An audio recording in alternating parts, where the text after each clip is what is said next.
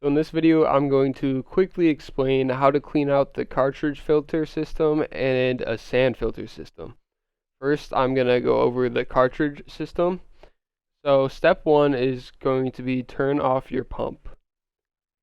Step 2 is to remove all the air from the system using the pressure release valve, usually located at the top of the filter. Step 3 is to remove the top of the filter. For this, I would suggest just looking at your filter manual. Step 4 is to remove the cartridge and inspect it to see if there's any damage. Step 5, and then use your hose and a nozzle to spray it down to clean it. I would suggest doing this at least once a week. Step 6 is soaking your cartridge in a filter cleaner to get that extra cleaning. This you need to do about once a month. So now that the filter is clean, before we put everything back together, you want to make sure your O-rings are all intact and your filter isn't damaged in any way. After you have cleaned the filter, you're going to put it back into the system and then put the top back on.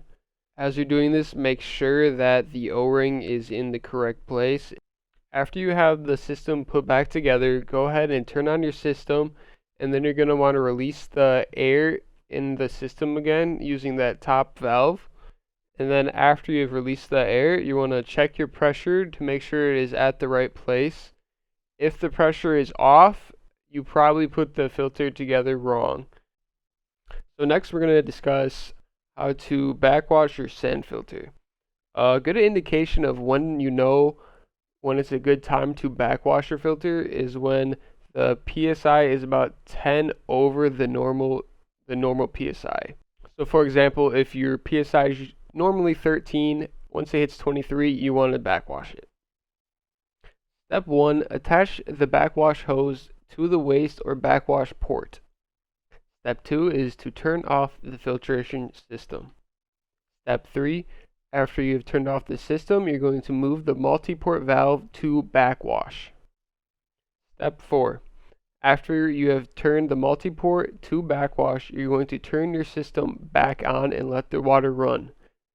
You want to let the water run until the water starts to be clear, and there will be a little sight glass on the filter that you can look through to get a good idea of when the filter is actually clean. Step 5, turn off the filter system.